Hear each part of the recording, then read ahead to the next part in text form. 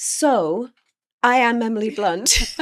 What's your name? I'm Rose Byrne. We're going to chat about our films. We are here to talk about A24 films. On the A24 podcast. Yes. Can I just start by saying I wanted to scream directly into the pillow with you, watching you in this very slow-paced nervous breakdown, which is one of the most painful types of nervous breakdowns to encounter, that it doesn't happen all at once. It creeps in on you insidiously, and it was just extraordinary. You were so wild, so unhinged, so broken, and it's had such a lasting effect on me. It spoke to me on so many levels about maternal pressure and all the symbolism of the cord representing the umbilical cord, and that it was just beautiful. You were freaking real. That is so kind and sweet. Oh my gosh. I feel like this is going to turn into a festival of loving, such lovingness. A love fest. I loved The Smashing Machine. I thought you guys were extraordinary. And the movie was so not what I had expected. It was very intimate and it was very quiet in so many ways. Yeah. And then obviously dispersed with the violence of what he's doing and then the violence of the relationship, like the emotional violence of the relationship. But it is a kind of surprising movie. I think people are surprised. They think it's going to be a fight movie, and it's so fragile in many ways, you know. Exactly. It's so delicate, and you guys have extraordinary chemistry. Oh, thank you. And I know you have a working relationship with The Rock. We can call him Dwayne. Okay. Does it feel strange to call him Dwayne? I'm going to follow He your gets lead. called DJ. Okay. I like to call him Toots, just to really, really emasculate him. Are you the only person who can call him that? Or? Well, my whole team call him that now. And I've also encouraged people on his team to call him that as well. So it's now just stuck, These emblazoned. Are the insights that I needed to get. This is why we have great chemistry. Yeah, right. Yeah, you got to just undercut all that, The Rock. Wow. That's extraordinary. And I was so, anyway, and I'm such a fan of Benny Safdie and his, work. And so anyway, I have a million questions and I'm very intrigued by the process you guys did. What should we start with? What should we start with? I have one question to ask you, which is like a question that I thought about when I watched the film, seeing what you put yourself through in such a high octane sense. What was your car ride to work like, and what was your car ride back from work like? My adrenaline was super high doing it. So I was just always on the brink, like a little bit and even like maybe only later did I realize, when you're in it, you're just you're just doing it and you're in it and you are, I'm not wanting to mess it up. And we had a good rehearsal period, which was lucky. So I felt like we'd had all the conversations, we'd had a million conversations. Yes. And so I felt, and some car rides home, I'm pretty hard on myself. I'm like, I didn't do this. I felt I should have done that. You go through the reel in your head I do that 3 months after I'm done with something. Fascinating. I'll be driving. I'll go, that's how you should have played it. Yeah. It'll hit me. Yeah. That's okay though. Maybe it's good to keep investigating what we could have improved upon. Is it? But do you torture yourself, or are you like, or is it like real self-flagellation? This one was tough. This one was me constantly. But you're so exposed in it. I mean, it is literally, did you know how much your extraordinary face was the window into the soul of the movie? Did you feel it when you were shooting it? Did it feel like the camera was in your face all the time? I did. Yeah. On the first day, the camera got closer and closer, and then until it was here, and there was no zoom lenses, so it literally was that close, and then I could hear that it was 35, so I could hear it going. So it's that whole thing of being hyper aware, and so I said to Mary, "Oh, you're going to get that close? Is that how close you're going to get?" And she was like, "Mm-hmm." Mary Bronstein, the writer-director. And then once I knew, you go, okay. Surrender. That's what we're doing. And it was just like a technical, just pushing myself to the limit of like this technical performance, right? Yes. And what we do with the camera and what they would need and more importantly, like what they didn't need. Yeah. When it's that close, because often it would just be her eyeball. But it was so subtle what you did. And truly the stress I felt watching you was rather unparalleled to anything I've seen before, and the impact it had on me. And it was lasting. It was lasting afterwards. I'm still thinking about it, about the pressure. I think Smashing Machine explores pressure as well. You know, it's sort of an interesting thing to be in a movie that explores it on such an unrelenting level. And it's such a window into the inadequacies maybe we all feel as mothers a lot of the time. And it was painful watching you go through it because it's such a mirror. It's such an amplified version of probably what we all feel like when we're on the last rung on the ladder for keeping it together. And you have to be calm and the together one when you're deeply white knuckling it most of the time. Absolutely. Yeah. Did you feel playing her that you related to her?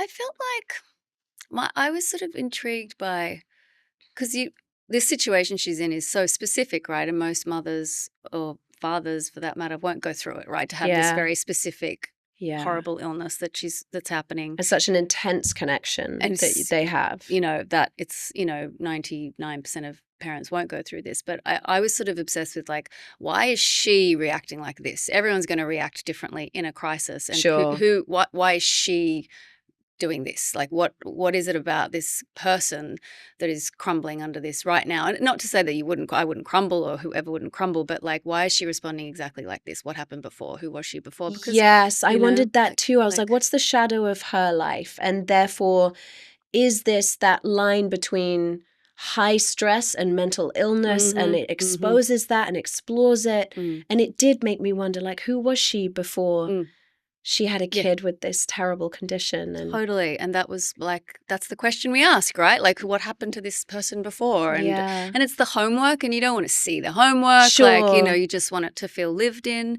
But she was so lived in. She was like so lived in. Like, it was really, really visceral. Well, I felt the same for you guys. And I was I was intrigued. Like, did you guys rehearse? Like, what's Benny's process? What's Dwayne's process? Like, sure. I mean, Benny is so wonderfully collaborative, and he's known for these, that his movies have this unrelenting, at times suffocating energy, but based in being terribly human.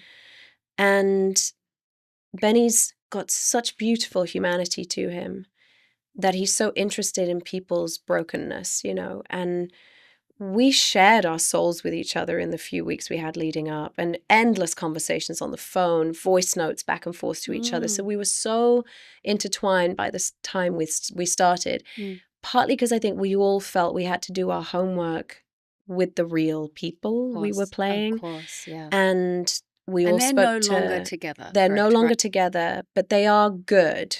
And they share a child. They share this beautiful child together, and they've done an amazing job co-parenting him. But that relationship is so volcanic, and so it broke my heart in speaking to them, because I think they really did strive for a happy medium, but they both struggled with so many demons that they could never find it. And they were addicted to chaos, hazard.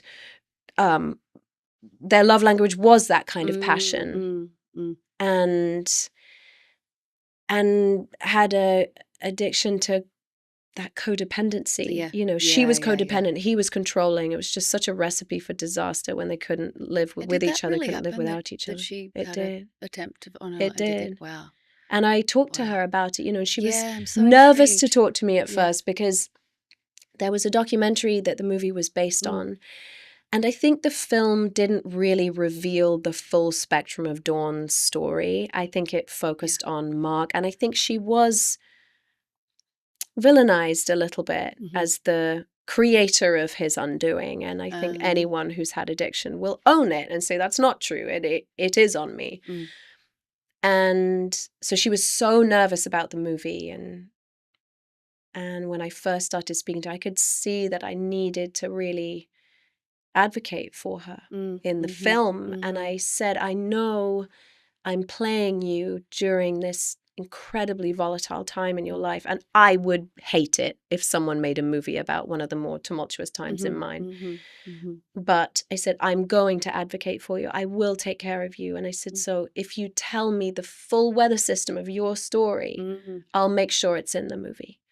Wow. And one of the first things she said was like, I know that it's not for the faint of heart and it's not everyone's love story, but it was mine.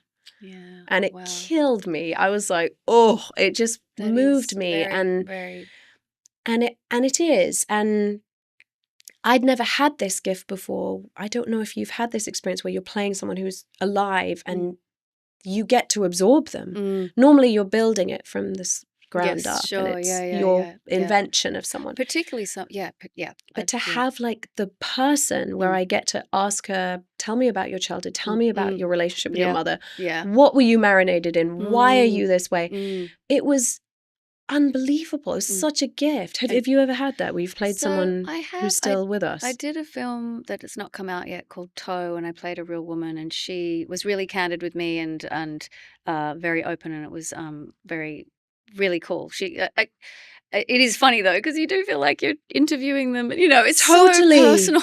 It's so personal. And I was like, how would you make up after a fight? And she was like, we would make love. Like, I was like, got it.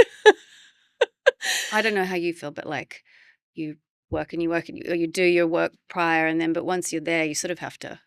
You have to kind of let it go. And I said that to her as well. I said, this is my version of you. I wasn't a fly on the wall, and I'll watch you. I'll learn your mannerisms. I'll listen to you. And I did, like a stalker. I mean, I watched her every morning as I went to work, just staring at her. Wow. I just watched her and watched her and watched her and spoke to her as much as I could. The boys didn't speak to Dawn. We all spoke to Mark. But Benny was so collaborative. Anything she shared with me, I would tell him and he would put it in. Wow. Somehow. He'd find a way to funnel it in somehow, even in a blink. Heartbeat of the film, because it's so intimate and it's an insight into how he relates, and his performance was so interesting. Isn't it astonishing? Yeah, it was really, obviously he looks so, it's him, but it's not him. And that work, the prosthetic, right? He was wearing. It was beautiful. It was like 14 little prosthetics, including the cauliflower ear, and like it was mainly the brow, the nose, eyebrows, the ear, and then longer in prosthetics if he was in a fight with swelling, bruising. Yeah. I mean, he is the most patient man on earth. Wow. Yeah. I'd never met someone more patient and someone better at sitting in a prosthetics chair. Unbelievably chill. That's not for everybody. It really isn't. And he would just sit there quiet as a little mouse, and was not very social. And we're pals. Yeah, right. He didn't talk to me in the makeup trailer. Oh, wow. He was in a zone. Yeah. And we were at opposite ends of the trailer. And I feel that I don't think DJ knew what his process was until this movie. Ah, fascinating. Yeah. I think he had always played these invincible characters. I mean, I have to say I loved him in Pain and Gain. I loved him in like these other movies where you've seen glimpses of like this ranginess that I think he has. And I remember when I met him on Jungle Cruise, he was so the antithesis of what I had imagined.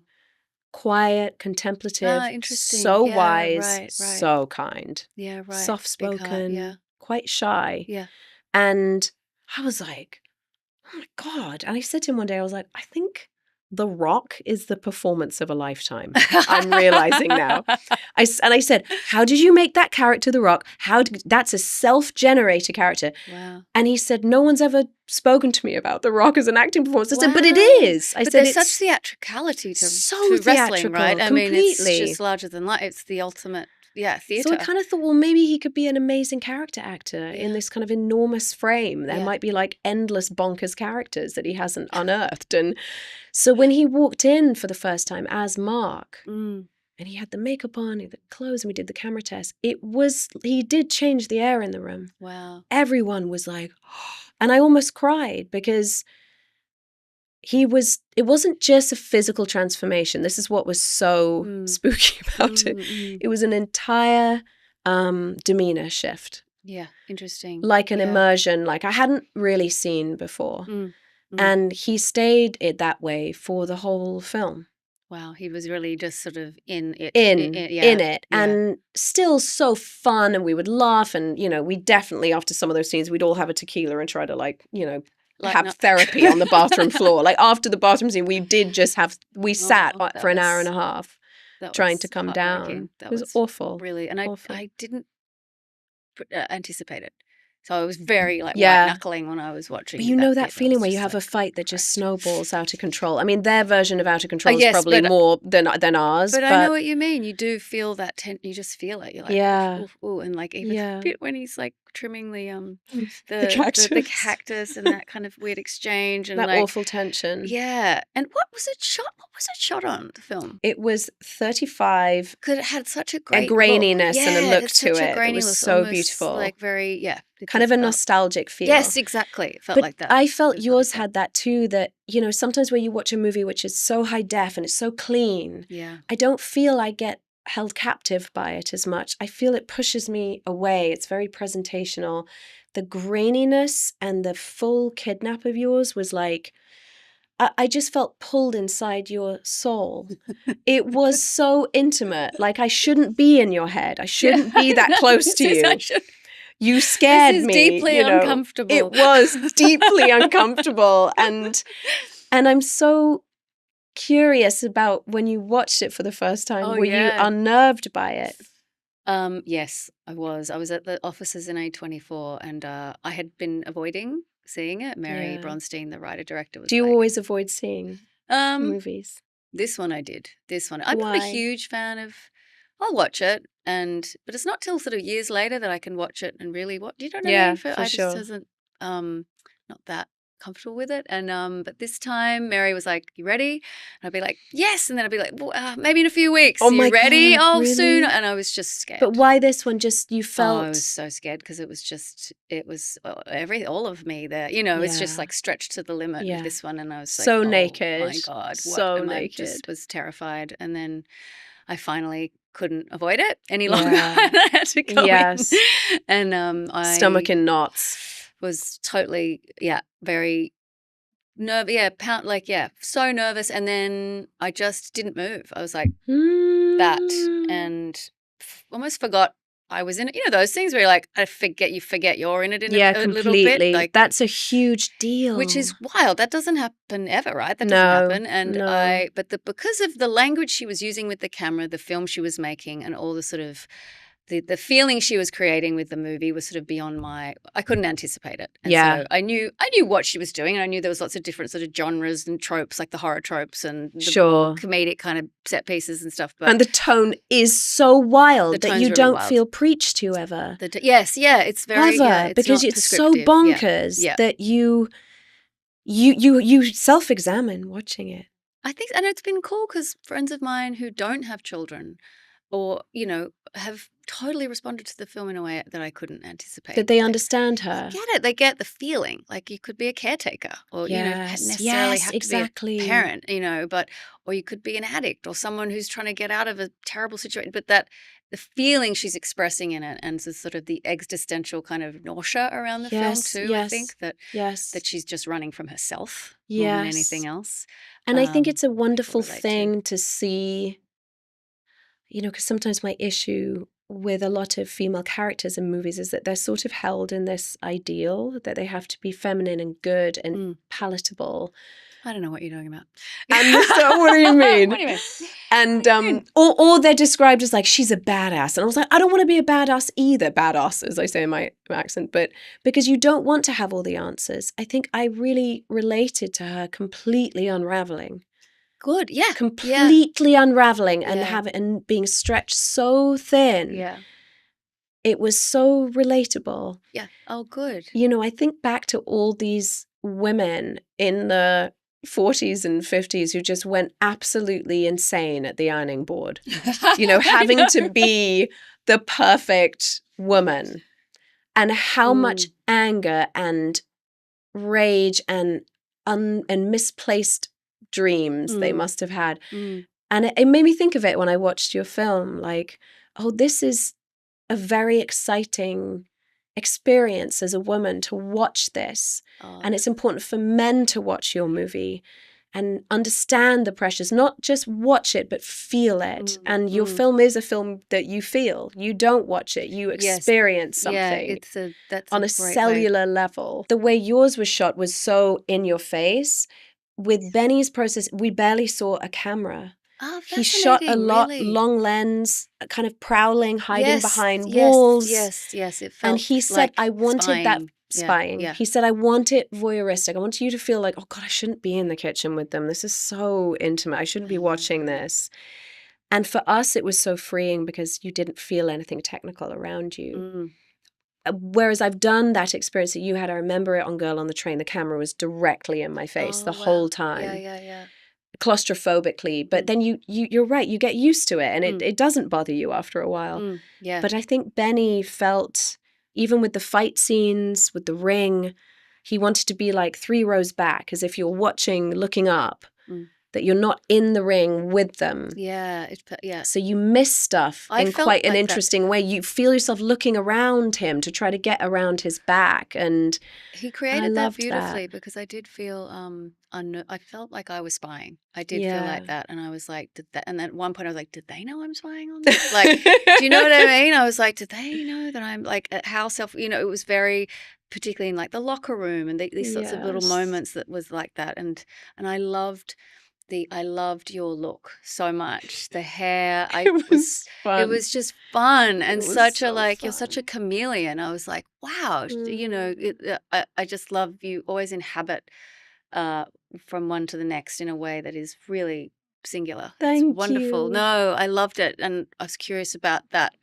Like, were you just really delving into her kind of archive of looks and like? Heidi pulled lots of photographs of her, and there is so much footage of her. So it was like 97 to 99, that sort of era. So great. The music was so great. So good. Oh, so great. And I do need a physical transformation. I feel it helps me. It's the in.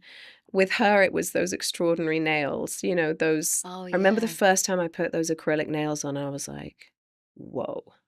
They were just so long, and as much white as there was beige of that 90s French tip.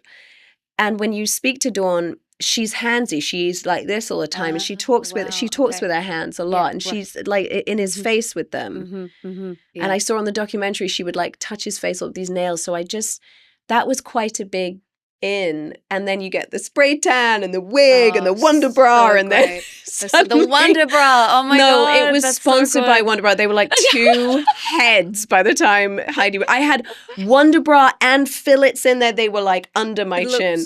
No, you could see every man on set was like that, like not like looking, not looking. Yeah, not just looking at your hairline. Right. Okay. It was so overt and so overly glamorized, but I loved it that she was so glamorized, but their connection wasn't, their relationship wasn't. It was so messy, and yet everything she did about the way she dressed, looked, all of it, it was intentional. It was deliberate to draw him to her. Yeah, there was. So I even found that quite vulnerable. She was so freshly blown out and done, and it was all to bring him to her. You know, right. And I know, and I felt that was so. That, you know, the big final scene where she's sort of confessing all that stuff, and he's like, it was really just vulnerable and just like heartbreaking, and I felt like, so I don't know, I just was felt so could finally see, you know, what she's trying to do and what she was trying to like, and I think she really desperately was trying to save his life and be there and be the center of his universe. And I think it's a very complicated thing when you're married to a fighter whose life is on the line in the ring, but his life is on the line in the rabbit hole of his own addiction. Yeah. And she didn't have all the tools, given the givens, to save him and catch him, because she was struggling so much herself. Yeah. So it was so exciting to play a relationship that wasn't kind of movie-fied. It was sort of very untidy, and I don't know, it just I think it's Benny is unafraid of that he wasn't and I've never been concerned about being likable in a movie. It's sort of the worst word on earth because you do just want to be exposed. I often wonder if like actors get asked that, male actors. Never. Or right, yeah. Or if they're like, you played a pretty complicated character. Oh, yeah. Like, how do you like? I'm just wondering. I have found that with Dawn, that in my experience, promoting it and everything, women really understand her. And it's not to say that every man does. A lot of men really, really understand her, and they do see her as the victim. But a lot are really scared by that. Yes. Yeah. Whereas, because she's not always nice. Yeah.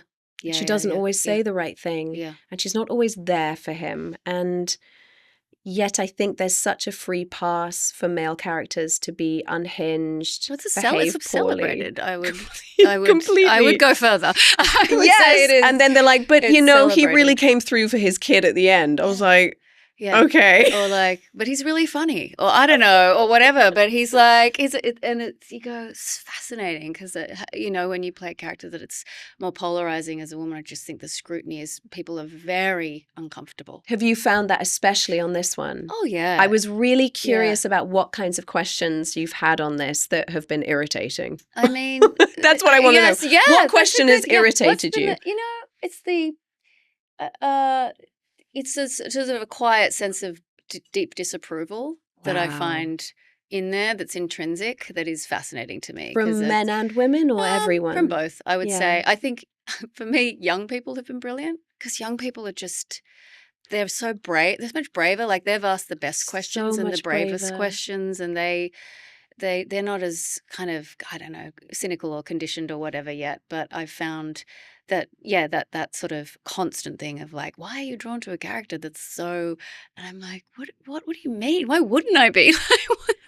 Why wouldn't I want to do that? I mean, that's the beauty of it. You are so exposed on a human level, and those are the people you want to play. Yeah. Yeah, of course. That's what you want to gravitate towards. That's what you run to. Exactly. So it's always, it seems, I don't know how to answer that question when people ask, I'm like, why wouldn't you do it kind of thing? But I do think there is an inherent distrust of a woman who is misbehaving. Like, I agree. That is kind of, it's tough to ignore. Or I don't know. Totally I'm sure you've come across that. You've played a lot of complicated I've played women. I've played a lot of women who, I completely understand, relate to. I might not always agree with what they do, but I don't really care if I agree with them or not. That's not the point. It's not the point. That's not our job, is to it's also not a morality play. I'm not I don't want to take a moral standing on someone and how they behave. It's that these people exist. Yeah, exactly. There's parts of all of us in Dawn, and there's parts of all of us in Linda. There are. We have all done that to a certain extent. Or thought about doing it. About it. And that's the difference is, I was intrigued. So you brought this how did this one come together? Like, because you guys obviously had your relationship from Jungle so we've been friends for a few years before this came up. So DJ had apparently brought the documentary to Benny in 2019. They loved meeting each other, but then COVID happened, people's schedules happened, and it sort of just drifted. And then I was shooting Oppenheimer with Benny, and we were in the makeup trailer getting our old people makeup on, sitting there for hours, getting prosthetics on. And he said, "You're friends with Dwayne, right?" And he said, "Please tell him I cannot stop thinking about Smashing Machine, and will you reconnect me? Can you give me his direct number?" So I called DJ and I was like, "Were you going to work with Benny Safdie? You have to do this movie." And then I watched the documentary that night, and I called DJ and I said, you have to do it, and you have to do it now. It's like the full wingspan of what you're capable of. And they reconnected, and then a few months later, I mean, deep down when I watched the documentary, I was like, I would quite like to play Dawn, but I didn't want to muscle my way. You hadn't had that. No. So it was initially I felt like I was like a matchmaker. Right. Yeah. And then a few months later, Benny called me and said, "I really would love you to be Dawn." And I was like, okay, because I loved in the documentary that relationship. I was like, God, there's so much to mine there, and it's I've never done a relationship like that. Yeah. Never played a character like that. Yeah. And I wanted that exploration of something and somebody and a relationship that was so broken. Yeah. Yeah. And precarious. So when Benny called, I was thrilled. And then I think it was like 6 months later we were making it. Wow. And you guys are from such different worlds. Totally. And we're like best friends. I mean, we are so polarized, and we do laugh about that. We should be like chalk and cheese, but we're not. We are pals, and I just adore him. Yeah. And he's become this incredibly wise, profound friendship in my life, and someone who I have learned a lot from. Yeah. I learn a lot from DJ. I think he's got an amazing life as well, and so much struggle, so much pain, and yet he was always playing the guy who had all the answers. And I was like, oh, it would be so cool to see you unravel. Yeah. Yeah. And be so vulnerable and so fragile. Mm. And I think that this part was, I think, cathartic for him. Yeah, right. Yeah. Yeah. Really, really cathartic. And that's partly why I almost cried when I saw him as Mark for the first time, because it was like seeing relief wash over him. Oh, wow. He came in, he looked so calm.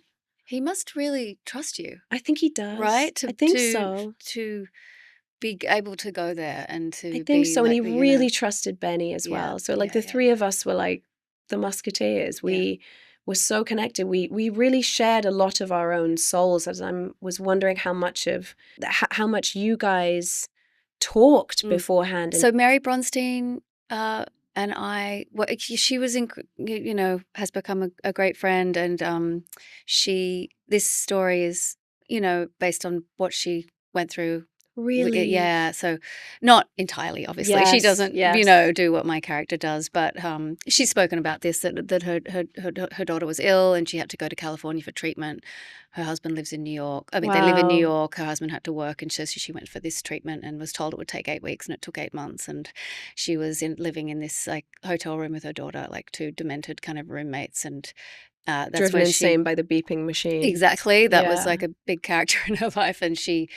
Her daughter would go to sleep every night, and she would go and into the bathroom and, eat junk food, and wrote the screenplay. And just to be alone as well. Totally, to finally have that time. And so it was born of a place of real, experience. And I think it's reflected in the film. It's like a very... Oh, it's so personal. She really had something to say. And she was really candid with me, really, really candid with me. And we had this great rehearsal period of about 5 weeks where I would just go to her apartment, and we would 3 days a week, and we would just sit there and go over the script for it was like preparing for a play. It was just every line of dialogue. Had you worked like in that way before on a film? Not only on a play. Never. Yeah. I mean, you don't get time. Have you had that experience before? Where you get No. The only longer time is if I was doing like a musical, like a Mary Poppins or something, a very long rehearsal. But you're learning all the dance numbers. You're learning But that's how Rob Marshall works. But on Smashing, we would just talk a lot and. I don't remember the last time I had rehearsals. Yeah. I agree. No, I like for TV, you don't get that. Yeah. Like if you're doing a series, it's very rare. So, but thank God, because we shot the film in 25 days. Holy shit. Yeah. Did you really? Yeah. Yeah. We shot it like a runaway train. 2 takes, maybe 3. Oh my God. So, and Mary was hands off. She because we talked about it, so we would come to the set every day, go over everything, and then we would just go. We just didn't have time. So you felt great freedom in it. I did feel freedom. It was a tightrope. It's just a tightrope, because like too much, it would fall into being like the trap is it's just a screaming hysterical thing, and then but too like sort of comic or I don't know whatever, it would become not realistic. But it would all be the like sort of clever injections of bizarre, bonkers comedy, it all worked because tonally and the way she shot it, it was like you were having an out-of-body experience watching something. It was really captivating in that way that, when you watch movies and you feel like maybe the director or the writer has seen too many movies. I didn't feel like Mary Bronstein has watched too many movies. It was such a singular voice, even though I'm sure she's watched every movie. But she had this singular mad voice. Yeah,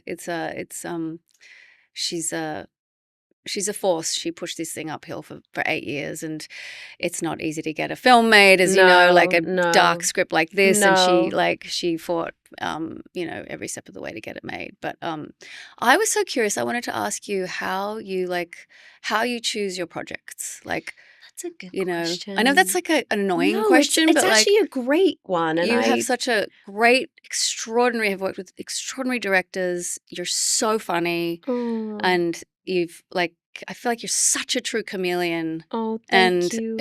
It's so how do you anticipate it, or don't you anticipate it? Like, what do you? I don't think I do anticipate it. I definitely, between projects, I'll sort of yo-yo between genre. Like if I've done, so I did The Fall Guy before this, and then I took a year and a half off because I just felt like I needed a breather from being on a film set. Which was so fun. And that was just a hoot, and it was just like a giant blooper reel and just so fun. In Australia. Yes. And I loved it.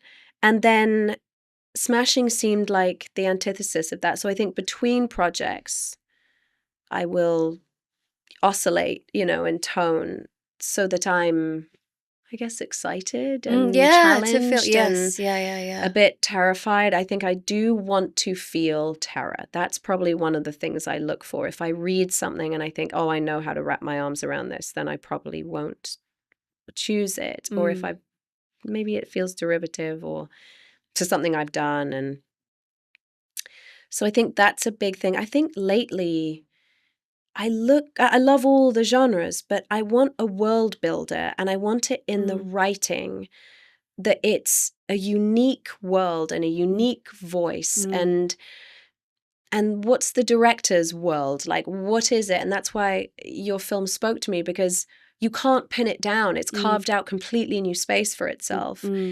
So I think I do look for that in the writing, like a freshness that is exciting to me. And Are you good at reading scripts? Yeah. I find them very hard to read. Yeah, I'm pretty good, but it's awful. If I'm not in 20 pages, then you have a rule kind of thing. Yeah, to try to. Yeah, it's not fair. You should probably read the whole thing, but I think it's like if I'm not really immersed in it, and if I don't see an in, whether it's the tone or whatever it is, like listen, obviously if it's a smaller part and I come in later, I'll keep going.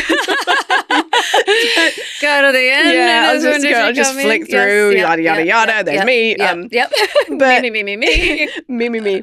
But I try not to anticipate the type of thing I'm looking for. I guess I just wait to be spellbound by something, and it will be a really strange reason as to why I love it, and I'll never be able to really explain it. Yeah, like an intuition. What about you? I mean, similar. I think that's why I use that word, because I feel like you don't know what's around the corner. You know what you've just come from. Sure. So it's a bit like trying to stay open, trying to not anticipate it, and I mean, I'm just agreeing with everything you said, but like, it's true. If you go, I can do that too. I've done that. Yeah. I don't need to. I don't need to do that again. Yeah. Do I need to do that again? And then of course it's like director, right? Yeah. Like trying to seek out the people that are making those worlds that you speak of, which is quite rare, you know. And I know that the movies we've been in this year, it's why A24 is so good at fostering these types of challenging, exciting, rare material that don't conform, I'm always looking for movies that don't conform or subscribe to something. But they are rarer and rarer, it's like so many numbers are crunched on, will this movie deliver? Like, we need to have an action scene within 10 minutes of the movie, otherwise it's going to tank. And it's like, it's just sad, all of the hoops you have to jump through. And so to get to do a film like the gift of these movies this year is rare. Yeah. And I know that. And I don't want to feel like those opportunities are slipping through all of our fingers. But I think the earth plates are moving with our industry, and they're becoming harder to harvest, and so you have to relish the opportunities. Relish it when you have them, because it's harder and harder. It's just harder and harder, and it's just changing so much how people consume stuff and what they consume and all those sorts of things. Like, so when these opportunities come, I always think this may never happen again. Yeah. Like it could run to very well never happen again. So, because all you have is the experience at the end of the day, I know. It's like, that's ours. That's it. And you can't really control anything after that, which I kind of surrendered 2 years ago, and I don't mind that relinquishing. It's kind of important. Otherwise, the experience of the film will be curated towards how do we get bums in seats? How do we do this? And I don't want to work that way, Yeah. I wanted to ask you about Linda and like, what did you love about her? What did you feel for? Well, she's brazen. Yeah. And she does not, she's anti-authority. Yeah. She doesn't like being told what to do. Yeah. She's the opposite to me. I don't have those qualities at all. You're like, I'll just get in line. I really don't. Like, she's brazen. She's not that, and that was challenging in those scenes, particularly like with James, played by A$AP Rocky, who's this so so great, so charming. Had he done a lot of acting before? One other job, and then after that he did the Spike Lee movie, Highest to Lowest. Oh my God, he was so good. And wasn't he good? So good. I love working with people who haven't acted very much. Yeah. I mean, Dwayne and I were the only I was going to say the only actors in it. So they were all non-actors. They were all fighters, like all from the MMA world, and I think Benny loves working in that way. And what about the girl when you have your scene where you go have margaritas? Awesome? So was she? She's an actress. She's an actress. Okay, she was awesome. Okay. I was wondering if she was from that world as well. She was an actor. Okay. And but everyone else, like the guy who plays Mark Coleman, he's a real life MMA heavyweight. Yeah. Great. The guy who plays Boss Rutan, who plays Boss in the movie, who plays his trainer, he was Mark Kerr's trainer. Oh my God. So that was weird, for him. Did Dawn come to set? No. She was really nervous. Did you want her to come to set? We actually didn't really want. I mean, Mark came to set a little bit and watched it a couple of times, but I think it's healthier if you're playing people for them not to come to set. Yeah. Yeah. Because I think I would be concerned about them watching and feeling exposed, and it was very scary showing them the movie the first time. Yes. Oh my How God. was that? It was very scary. She was very scared. We had shown Mark 2 weeks or a month prior. It really rocked both of them. But Dawn has since watched it about 4 times, and she said to me at the LA premiere, it's become very healing, which I never expected. I really was scared because I care about her, that it would unearth so much pain, which I think it has, but probably on a necessary level. I think it's been able to heal stuff between her and Mark. I think he has recognized his accountability through the film. And that's an amazing thing. And none of us expected that. We didn't know it would be a healing thing for them. So we're so grateful that it has been. What you would hope for, but not even consciously, but for I them mean, to we were have hoping, that that they would see themselves and go, okay, I'm seen. People get me now. Yeah, this is my imprint on the world. And because it plays that delicate line between should we only strive to win and succeed, and then sort of eviscerate your own need to be okay. And I like that about the film, that it's sort of the anti-Rocky. It's not the guy with his fist in the air. It's actually the guy who's okay losing. Yeah. Which I wasn't sure how it was going to end either. And I was like, oh my God, it was just, again, surprising. In a way that was not what I had anticipated. And Conan O'Brien was so good. He was awesome. He was so good. He was so not Conan. I know. So like truly un-Conan. Like, I loved your scenes with him. Squashing every kind of all of his, usual person, the Conan we know and love. Yeah, he was so reserved. He was had such contempt for Linda. Completely. I loved you guys together. Yeah, it was really like the love story of the film, like the breakup. It really the was. bitter end of this dreadful really love story. Okay, one more question, then I know we have to go. When you were hurling yourself into those waves at the end, I had a panic attack because I'm absolutely terrified of the ocean. Was that you doing it? I did about Bloody hell. 80%. Yeah. Oh my God. But it I'm gave me a an heart Aussie. attack. I'm Australian. So you grew up just hurling yourself into massive waves. No. I have great respect for that. I'm always like, I know if there's a rip, I know I don't to go in, or I know how to do it. So, but I was hyper aware of the ocean, but it was rough. Yeah. But I felt like she needed that. Like a baptism. Yes, she's the baptism. And then get stuck and thrown back out. Oh, you were just magnificent. Oh, you were brilliant. And I've loved talking to you. I've loved talking to you. We didn't get to talk about Kik Gurry. I love him so much, Kiki. I was like thinking of it. I was like, oh my God. I love old Kik. We've got to give him a shout out. He loves you so deeply. Isn't he a great hang? He galvanizes such joy. Yeah, he does. Everyone was completely obsessed with him on Edge of Tomorrow. Like he was the glue. Yeah. He was the glue. He's the glue. He's the caramel that keeps us all together. He'll be stoked. Okay, good. We love you, Kik.